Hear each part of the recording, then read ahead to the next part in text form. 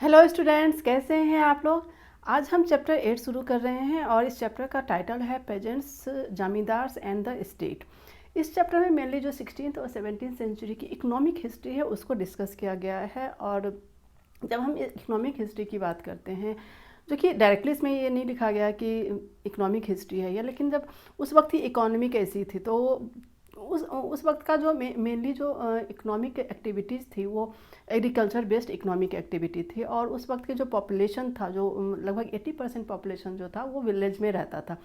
और वो या तो अपने खेतों में काम करते थे, एग्रीकल्चर में से रिलेटेड प्रोडक्शन में अपना लेबर कंट्रीब्यूट करते थे, या फिर जो एग्रीकल्चर बेस्ड इंडस्ट्री थी उसमें वो काम किया करते थे। अब डिफरेंट रीजन के अपने अलग अलग तरह के एग्रीकल्चर एक्टिविटी हुआ करती थी। कुछ एरिया ऐसा था जहाँ पे बहुत अच्छी तरीके से वहाँ पे नदियाँ थी या फिर मानसून का पानी मिलता था, तो वहाँ एग्रीकल्चर एक अलग लेवल का था। वहीं कुछ एरिया ऐसे थे जो सेमी एरिड थे, जो हिली एरिया था या फिर जो फॉरेस्ट का एरिया था, तो इन वहाँ पे एग्रीकल्चर एक्टिविटी किस तरीके की थी। तो ये सारी चीज़ें इस चैप्टर में डिस्कस की गई हैं। अब इस चैप्टर को तैयार करने के लिए सोर्सेस कहाँ से आए, जो भी हम इस चैप्टर में डिस्कस कर रहे हैं उसका सोर्स क्या है। तो मेनली इसमें हम एग्रीकल्चर सोसाइटी की बात, एग्रेरियन सोसाइटी की बात करते हैं, विलेज सोसाइटी की बात करते हैं। तो जो सोर्सेस थे वो ऑब्वियसली जो किसान थे उन्होंने तो अपने बारे में कुछ लिखा नहीं, क्योंकि उस तरह का वहाँ पे लिटरेसी रेट नहीं था, उस तरह का उनका माहौल उस तरह का नहीं था कि वो अपने बारे में कुछ इस तरीके का कोई डॉक्यूमेंट्स छोड़ कर जाते। तो मेनली कुछ डॉक्यूमेंट्स हैं जो मेनली जो इस चैप्टर को तैयार करने में जो डॉक्यूमेंट्स यूज़ किया गया है वो मेनली आईन अकबरी, जो कि आईन अकबरी एक अबुल फजल ने लिखा था। और अबुल फजल जो थे वो कोर्ट हिस्टोरियन थे अकबर के टाइम में, और अकबर के 9 रत्नों में से भी एक थे अबुल फजल। तो उन्होंने आईन अकबरी लिखाया है और इस आईन अकबरी में उन्होंने बताया है कि किस तरीके से खेती किस तरीके से होती थी, लैंड का जो डिस्ट्रीब्यूशन था वो किस तरीके से होता था, रेवेन्यू सिस्टम क्या था, फिर कौन कौन सी फसल उपज रहे थे, या फिर जो मुग़ल कोर्ट था उसका क्या रोल था उसमें। तो ये सारी चीज़ों का जो जिक्र है वो आईन अकबरी में किया गया है, और ये एक बहुत बड़ा सोर्स है उस वक्त की हिस्ट्री को जानने और समझने के लिए। इसके अलावा आईन अकबरी के अलावा जो अलग अलग रीजन्स के जो भी लैंड से रिलेटेड, लैंड रेवेन्यू से रिलेटेड जो भी डॉक्यूमेंट्स मिले हैं, तो उससे भी हम आईन अकबरी की तुलना करके फिर उसको एक तरीके से पुख्ता करने की कोशिश इसमें किया गया है। इसके बाद जब ईस्ट इंडिया कंपनी आई तो उन्होंने भी उन्होंने भी लैंड रेवेन्यू बड़े पैमाने पर लिया, या फिर उनके जब वो एक ट्रेडर के रूप में आए थे तो उन्हें भी एक बंगाल की जो ज़मीन एक एरिया मिला था जहाँ पे वो लैंड रेवेन्यू इकट्ठा कर सकते थे। तो उनका भी जो उन्होंने जो भी डॉक्यूमेंट्स को तैयार किया था, तो वो भी एक one of the major source है इस टाइम पीरियड के इकोनॉमिक हिस्ट्री को जानने और समझने के लिए। तो ये आपका हो गया सोर्सेस के बारे में। अब आगे हम पढ़ते हैं पेजेंट्स एंड देयर लैंड्स। जो इंडो पर्शियन सोर्सेज जो मिले हैं, जो कि मुग़ल कोर्ट्स के में जो लिखे गए थे, जो इंडो पर्शियन जो भी डॉक्यूमेंट्स मिले हैं जैसे कि आईन अकबरी या फिर और भी कुछ, तो उसमें जो टर्म यूज़ किया गया है किसानों के लिए वो था रैयत या फिर रियाया। मतलब उसका प्लूरल हो गया रियाया, और या फिर जो मतलब पर्टिकुलर एक पर्सन के लिए तो वो रैयत शब्द का इस्तेमाल किया गया। या फिर मुजारियन भी किसानों के लिए मुजारियन शब्द का भी इस्तेमाल किया गया है। इसके अलावा किसान या फिर आसामी शब्द का इस्तेमाल भी जो है वो पेजेंट्स के लिए किया गया है। अब जो सोर्सेस हैं 17th सेंचुरी के, जो सोर्सेस हैं वो दो तरह के किसानों की बात करता है। एक किसान था वो खुद कास्त, और दूसरा है पाही कास्त। अब ये जो दो टर्म है वो काफ़ी इंपॉर्टेंट हो सकता है, इस पर आपको क्वेश्चंस आए। खुद उनकी दो तरह के किस तरह के किसान थे, या फिर खुद कास्ट क्या था या पाही कास्ट क्या था। तो खुद कास्ट किसान वो थे जो कि अपनी ज़मीन पे जो खुद ही खेती किया करते थे। जैसे कि मेरी ज़मीन है और मैं अपनी ज़मीन के ऊपर खेती कर रहा हूँ, तो वो खुद कास्ट हो गया। और पाही कास्ट के वो होते थे जो कि कॉन्ट्रैक्ट पे ज़मीन लेते थे और उसके ऊपर खेती करते थे। अब कॉन्ट्रैक्ट पे ज़मीन लेकर खेती करने वाले किसान कौन थे? पाही कास्ट थे। अब वो ऐसा क्यों करते थे? तो उसके बहुत सारे रीजंस हो सकते हैं। एक रीज़न ये हो सकता है कि जो उनका अपना ज़मीन किसी वजह से उन्होंने खो दिया हो, तो किसी और गांव में जाके उन्होंने ज़मीन ली और फिर वहाँ पे खेती स्टार्ट किया। या फिर ये भी हो सकता है कि जहाँ वो रह रहे हैं वहाँ पे बहुत ज़्यादा जो लैंड रेवेन्यू है जो की जो दर है वो बहुत ज़्यादा होगी, मतलब रेशियो बहुत ज़्यादा होगा, तो वो दूसरी जगह पे जाके जहाँ पे कम लैंड रेवेन्यू होगा वहाँ पे जाके वो खेती करने लगे। या फिर ये भी हो सकता है कि उनकी जो ज़मीन है वो बंजर पड़ गई हो तो वो दूसरी जगह पे जाके खेती कर रहे होंगे।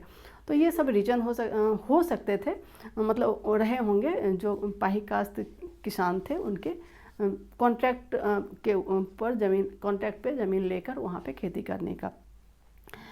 फिर अब यहाँ पे किसानों की आर्थिक स्थिति के बारे में भी एक बड़ा ही मतलब इंटरेस्टिंग यहाँ पे कुछ डेटा दिया गया है।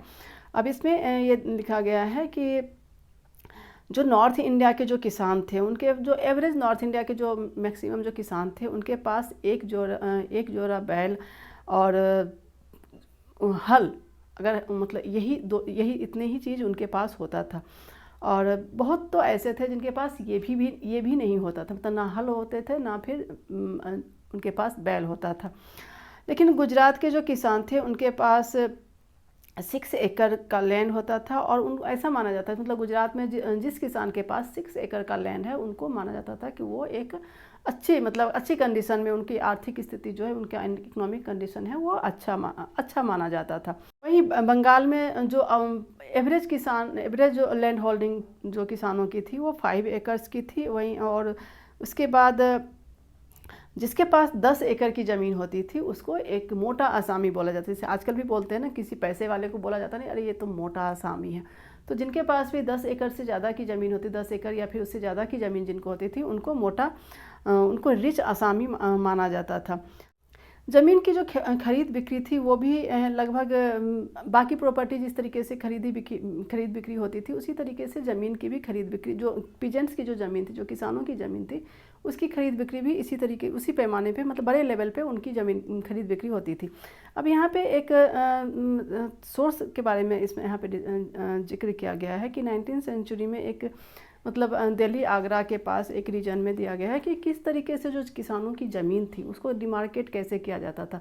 तो कहीं पे जैसे उसकी आरी बनाई जाती थी या फिर उस आरी के ऊपर कोई पत्थर लगा दिया जाता था, कोई पेड़ लगा दिया जाता था या कोई झाड़ी लगा दी जाती थी। इसके ज़रिए जो ज़मीन का जो बाउंड्री जो है वो फिक्स किया जाता था कि मतलब एक किसान की, मतलब एक किसान कोई है उसकी ज़मीन की जो भी पूरी चौहद्दी होती थी, जो पूरा एरिया होता था, उसको चारों तरफ से आरी के ज़रिए उसको डिमार्केट किया जाता था और उस आरी पे या तो पत्थर लगा दिया जाता था या पेड़ लगा दिया जाता था या फिर झाड़ी वाड़ी कुछ भी लगाकर उसको इस तरीके से कर दिया जाता था ताकि कोई और उस ज़मीन को अपने ज़मीन के अंत में ना मिला पाए। आज भी जब आप गाँव में जाएंगे तो आज भी ये सिस्टम जो है वो आज भी होता है कि क्योंकि जब जो एग्रेरियन लैंड्स होते हैं वो मतलब एकर्स में होते हैं। जैसे पूरा अगर कोई एरिया है वहाँ एकर्स में पूरी की पूरी ज़मीन फैली होती है।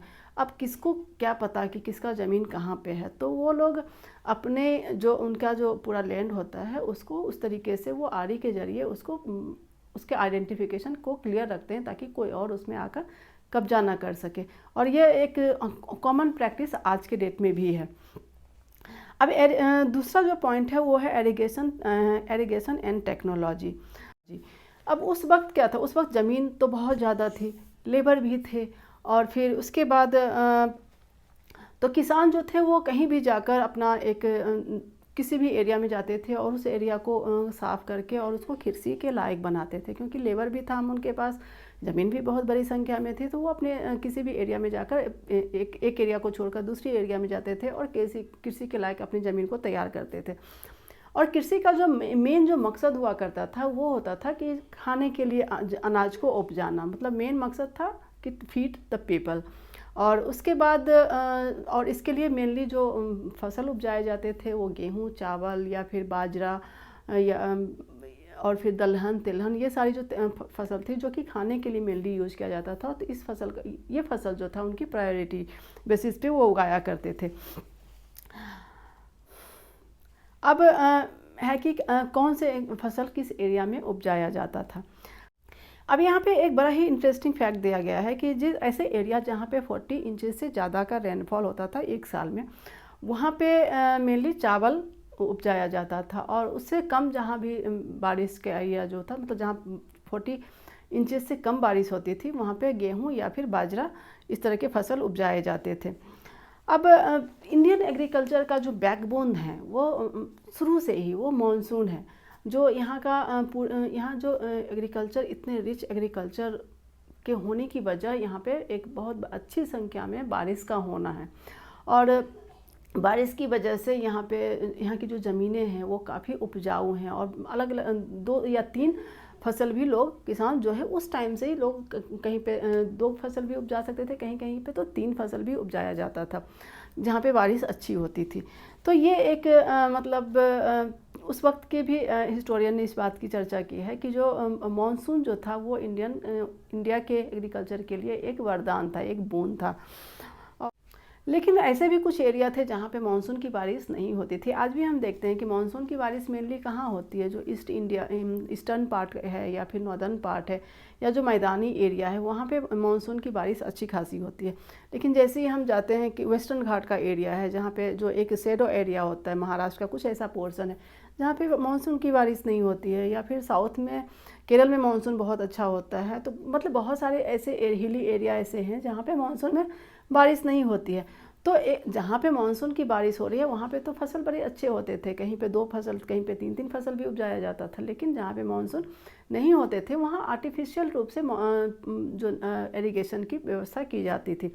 अब ये आर्टिफिशियल रूप से कैसे की जाती थी, तो नहर का निर्माण किया जाता था या फिर नाले का निर्माण किया जाता था, या फिर पिछले चैप्टर में हमने देखा कि विजयनगर साम्राज्य के दौरान कैसे टैंक का निर्माण किया, मतलब जो उस वक्त विजयनगर साम्राज्य के या फिर साउथ के जो भी अन्य जो डायनेस्टी के किंग्स थे वो उन्होंने टैंक का निर्माण किया ताकि जो इरिगेशन सिस्टम को वो अच्छी तरीके से तैयार कर सकें और इससे एग्रीकल्चर को बढ़ावा दे सकें।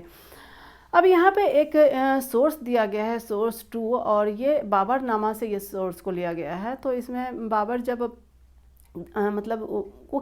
जब वो इंडिया आता है बाबर, क्योंकि मुग़ल में सबसे पहला बाबर ही थे जो इंडिया आते हैं, उसके उन्होंने ही मुग़ल एम्पायर की जो इस्टेब्लिशमेंट होती है, जो शुरुआत होती है, वो बाबर के टाइम में होती है। तो जब बाबर इंडिया आते हैं तो वो नॉर्दर्न इंडिया या फिर जिस एरिया से वो गुजरते हैं तो उन्होंने देखा कि किस तरीके से यहाँ के लोग, एक तो ठीक है मानसून तो है लेकिन जहाँ पे मानसून नहीं हो रही है, या फिर कुछ ऐसे फसल होते, जैसे मानसून का जो फसल होता था वो मेनली खरीफ फसल होती है, क्योंकि जून जुलाई के बाद से मानसून होती है। तो राइस मेनली मानसून के टाइम में बोया जाता था, राइस हो गया या फिर गन्ना, इस तरह के।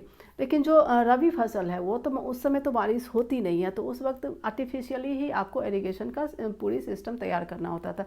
तो बाबरनामे में बड़ा अच्छा सा पूरा डिस्क्रिप्शन दिया गया है कि किस तरीके से खेतों को कैसे पटाया जाता था, मतलब उसको इरिगेट कैसे किया जाता था। जैसे कुआं है तो उसमें किस तरीके से एक व्हील लगा हुआ है, तो कहीं पे बकेट से पानी दिया जा रहा है, तो कहीं पे बुलक कार्ट्स है, जो बैलगाड़ी है उसके ज़रिए पानी दिया जा रहा है। तो ये बड़ा ही खूबसूरत सा ये पूरा सोर्स में इसका डिस्क्रिप्शन किया गया है, जो कि बाबरनामे में से ये इसको लिया गया है। अब ये काफ़ी इम्पॉर्टेंट ये जो पूरा पेज है सोर्स 2, जो कि पेज नंबर 199 पे है, इसको अच्छे से आप पढ़िए। और यहाँ पे एक चीज़ और, compare the irrigation devices observe by the Babur with the what you have learned about the irrigation in Vijayanagar. मतलब विजयनगर के टाइम में क्या था और बाबर ने जो भी ऑब्जर्व किया उसमें क्या डिफरेंसेस है, तो उसको कंपेयर करने के लिए ये एक एक्सरसाइज दिया गया है आपको। तो इसको अच्छे से आप पढ़िए और इसके ज़रिए इस चीज़ को अपने दिमाग में इसको समझने की कोशिश कीजिए कि बाबर ने ये चीज़ें दी हैं और बताई हैं कि इस तरह नॉर्दर्न इंडिया में इस तरीके से और इरिगेशन किया जाता था, लेकिन हमने देखा कि साउथ इंडिया में किस तरीके से इरिगेशन किया जाता था। तो दोनों के बीच का डिफरेंस क्या है, या फिर दोनों ने क्यों इस तरह की टेक्नोलॉजी को इन्होंने, क्योंकि दोनों की ज्योग्राफी डिफरेंट है, दोनों के ज्योग्राफिकल सिचुएशंस डिफरेंट हैं, तो दोनों ही जगहों पे एक डिफरेंट तरह की चीज़ों को अडॉप्ट किया गया। तो इसको आप अच्छे से इसको समझिए, क्योंकि इससे कुछ भी क्वेश्चन आ सकता है, हो सकता है स्ट्रेट फॉरवर्ड कुछ क्वेश्चन ना हो, इससे कुछ असर्शन रीजनिंग का क्वेश्चन आ जाए। तो इसको अच्छे से आप इस सोर्स को अच्छे से आपको पढ़ना चाहिए। अभी इसी इरिगेशन में आगे जो पॉइंट दिया गया, जैसा कि मैंने बताया कि जहाँ पे नहीं मानसून की बारिश होती थी, या फिर जो ऐसे सीजन जब में मानसून नहीं होता था, तो वहाँ पे नहरों के ज़रिए जो है वो इरिगेशन किया जाता था। अब इसके अलावा जो ज़मीन की मॉइस्चर थी उसको जो टेक्नोलॉजी ये यूज़ करते थे, जैसे कि जब हल चलाते तो हल के टिप पे एक आयरन का ब्लेड लगा होता था, तो उससे हल को जब खेतों को जोता जाता था तो वो बहुत ज़्यादा डीप नहीं जाता था, और बहुत ज़्यादा डीप नहीं जाता था तो ज़मीन के नीचे जो मॉइस्चर होता था वो बचा रहता था, जिसकी वजह से फसल जो थी वो अच्छी होती थी। अब अगला जो पॉइंट है वो है द एबंडेंस ऑफ क्रॉप। जैसा कि पहले भी मैंने बताया कि यहाँ पे 2 मेजर क्रॉप सीजन होते थे, एक खरीफ और एक रबी। खरीफ सीजन जो था वो मेनली ऑटम सीजन हम बोल समझ सकते हैं, और जो रबी का जो को हम मानेंगे वो स्प्रिंग सीजन। अब जो खरीफ का जो फसल होता था वो मेनली जब बारिश होती, मानसून के बाद इसकी बुआई की जाती थी, और इसमें मेनली जो राइस धान मतलब पैडी जो है वो इसका मेन फसल था। और वहीं पे आपका जो रबी फसल है उसमें व्हीट मेन फसल होता था, और इसकी बुआई जो है वो नवंबर दिसंबर के टाइम होती थी, और मार्च तक जाते जाते यह ख़त्म हो जाता था। तो लेकिन बहुत सारे ऐसे रीजन थे जहाँ पे मानसून की बारिश नहीं होती थी, बहुत ज़्यादा बारिश नहीं होती थी, वहाँ पे मेनली 2 तरह के ही फसल उपज होते थे। लेकिन बहुत सारे ऐसे एरिया थे जैसे जहाँ पे बहुत ज़्यादा बारिश होती थी, तो वहाँ पानी की कोई कमी नहीं होती थी, तो यहाँ पे 2 से भी ज़्यादा फसल सीजन मतलब जो क्रॉप सीजन यहाँ पे होता था, और 3 तरह के मतलब पूरे एक साल में 3 सीजन जो होता था वो क्रॉप सीजन होता था यहाँ पे, मतलब 3 तरह के फसल उपजाए जाते थे। तो जो 2 तरह के फसल उपजाए जाते थे जिन रीजन में, उनको 2 फसला कहा जाता था। और कौन से क्रॉप्स यहाँ पे उपजाए जाते थे, तो बहुत ही वैरायटी ऑफ क्रॉप्स यहाँ पे उपजाए जाते हैं। और यहाँ पे भी एक बड़ा ही इंटरेस्टिंग और इम्पॉर्टेंट पॉइंट है जो कि आपके एग्जामिनेशन पॉइंट ऑफ व्यू से भी काफ़ी इंपॉर्टेंट है, तो इसको आप अच्छे से यहाँ पे अंडरलाइन कीजिए, या फिर हो सके तो इसको आप नोट डाउन भी कर लीजिए। आईने अकबरी में कहा गया है कि आगरा प्रोविंस में 39 वैरायटी के क्रॉप्स उपजाए जाते थे। 39 वैरायटी के क्रॉप्स आगरा प्रोविंस में उपजाए जाते थे। ये सारी आईने अकबरी को मैं कोट कर रही हूँ। और वहीं दिल्ली में जो था वो 43 से भी ज़्यादा तरह के फसल जो है वो उपजाए जाते थे। वो 2 सीज़न के अंदर ये सारे मतलब 43 से भी ज़्यादा वैरायटी ऑफ प्रोडक्ट्स जो क्रॉप्स हैं उपजाए जाते थे। वहीं बंगाल में जो यह वैरायटी था वो 50 से भी ज़्यादा मतलब 50 से भी ज़्यादा वैरायटी के क्रॉप्स जो हैं वो बंगाल में उपजाए जाते थे।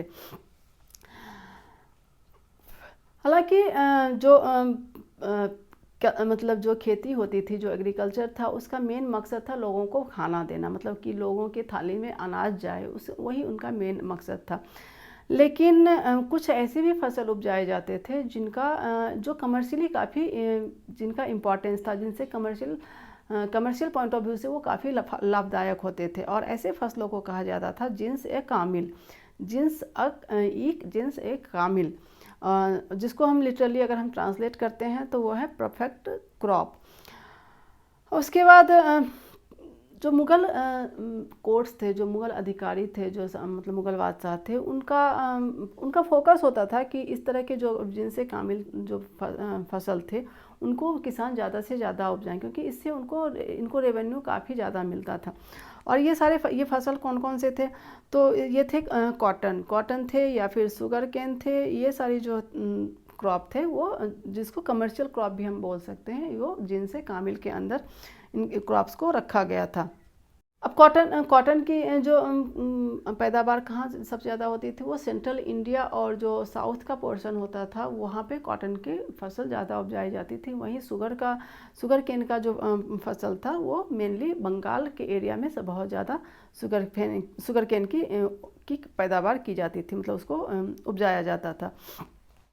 17वीं सेंचुरी में बहुत सारे ऐसे नए तरह के क्रॉप्स भी इंडिया में मतलब इंट्रोड्यूस किए गए। अब ये नए क्रॉप्स कौन से थे जो कि पहले यहाँ पे नहीं उपजाए जाते थे, जैसे कि मक्का जो था वो पहले यहाँ पे नहीं था, और वो जो इंडिया में आया वो अफ्रीका या फिर स्पेन के ज़रिए वो इंडिया में इसको इंट्रोड्यूस किया गया।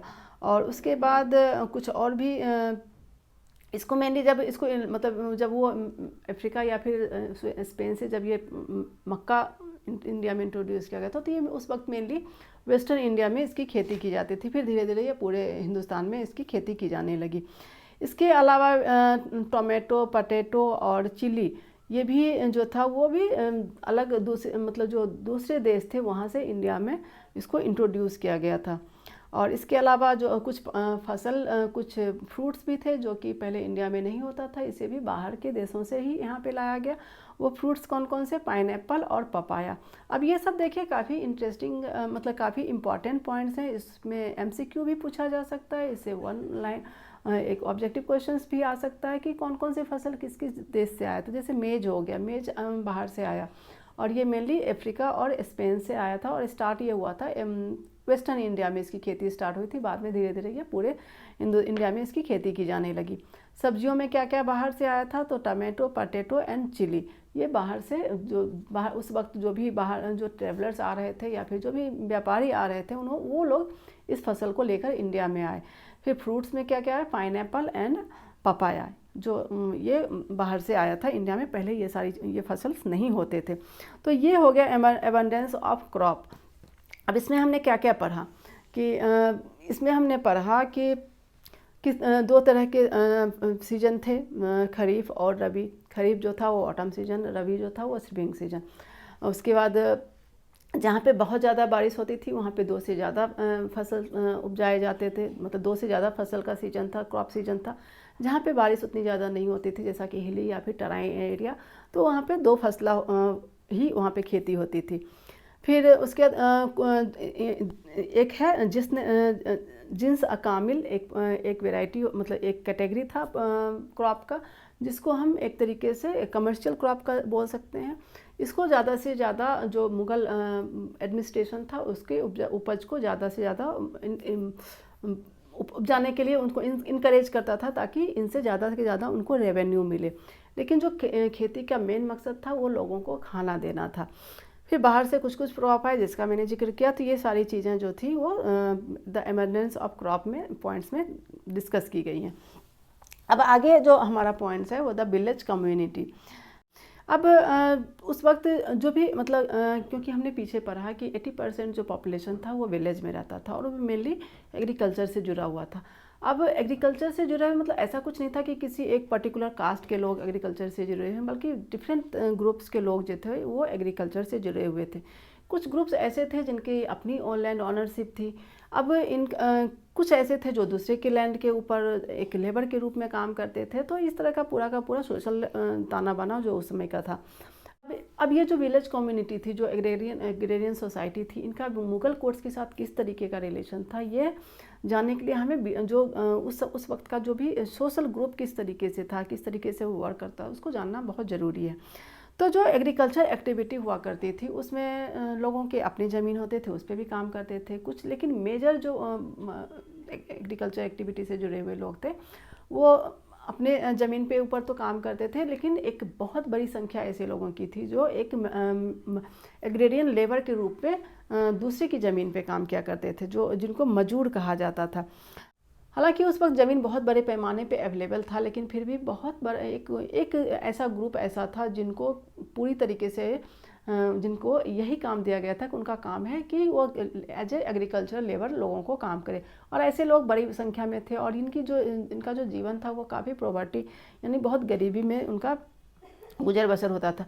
अब उस समय ऐसा कुछ सेंसस की व्यवस्था तो थी नहीं कि हम बिल्कुल निश्चित तौर पे यह कह दें कि हाँ इतनी संख्या, इतनी कास्ट के बेसिस पे हम किसी की संख्या बता पाएँ, या फिर किनकी क्या एक्टिविटी थी, उनका इकोनॉमिक कंडीशन कितने लोगों का इकोनॉमिक कंडीशन कैसा था। तो ये सारी चीज़ें बताने के लिए उस वक्त ऐसा कोई सेंसस की व्यवस्था नहीं थी। तो ये हम पूरी मतलब जो निश्चित तौर पे कुछ नहीं कह सकते हैं, लेकिन इतना था कि जो मैक्सिमम जो जनता थी वो एज ए लेबर काम करती थी। और जो दलित सोसाइटी के लोग थे, जो दलित जिनको आज हम कहते हैं, यानी कि समाज का जो निचला तबका था, उनका काम मेनली होता था मजदूर के रूप में दूसरे के खेतों के ऊपर काम करना। अब यहाँ पे एक मुस्लिम कम्युनिटी की चर्चा की गई है, जिनका मतलब कम्युनियल लाइक वर्क जो करते थे, जिनका नाम था हलाल कुरान। और ये जो है वो मेनली गांव से बाहर, जो गांव की जो बाउंड्री होती थी उसके बाहर रहा करते थे। वहीं बिहार की एक कम्युनिटी की चर्चा की गई है, मल्लाह जदास नाम की एक कम्युनिटी थी। और इनको ये एक तरीके से स्लेव, मतलब इनको एक तरीके से स्लेव की तरह ये काम किया, इनको मतलब ट्रीट किया जाता था, मतलब स्लेव ही एक तरीके से ये थे। तो अब जो गरीब लोग थे, मतलब ऐसा नहीं था कि एक गरीबी और जो पर्टिकुलर कास्ट के बीच में एक बहुत ही गहरा संबंध था कि पर्टिकुलर किसी कास्ट के लोगों का यही काम करना है, और इसकी वजह से उनकी जो आर्थिक स्थिति थी, उनका जो इकोनॉमिक कंडीशन था वो काफ़ी नीचे की लेवल पे था, और वो मतलब गरीबी के अंदर वो रहा करते थे। तो एक कास्ट सब डिवीज़न तो था, और कास्ट के हिसाब से ही उनका लेबर भी डिवाइड किया गया था। उनका जो सोशल स्टेटस था वो भी कास्ट के हिसाब से था, और जिसकी वजह से एक अमीरी और गरीबी के बीच की जो खाई थी वो कास्ट के ऊपर काफ़ी हद तक बेस्ड थी।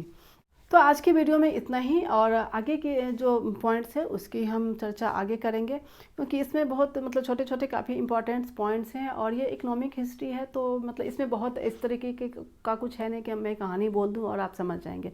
तो इसमें काफ़ी फैक्ट्स काफ़ी है, तो इस फैक्ट्स को समझने के लिए ज़रूरी है कि उस वीडियो के साथ साथ जो भी चीज़ें मैं बता रही हूँ आपको, उसको आप नोट डाउन करते जाइए, क्योंकि एमसीक्यू में इससे हो सकता है बहुत सारे क्वेश्चंस आ सकते हैं, क्योंकि इसमें एमसीक्यू के लायक बहुत सारे फैक्ट्स इसमें अवेलेबल है।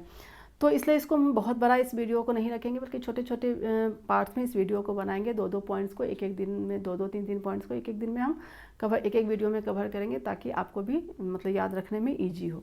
तो चलिए इस वीडियो को यहीं पे ख़त्म करते हैं, फिर से मिलते हैं एक नए वीडियो में इसके बाकी के पॉइंट्स को इसके साथ। तब तक के लिए जय हिंद। और एक बात और, अगर आपने अभी तक वीडियो को मेरे चैनल को सब्सक्राइब नहीं किया है तो सब्सक्राइब कीजिए, वीडियो को भी लाइक कीजिए, क्योंकि आपका यह थोड़ा सा सहयोग मुझे ज़्यादा मोटिवेशन देता है।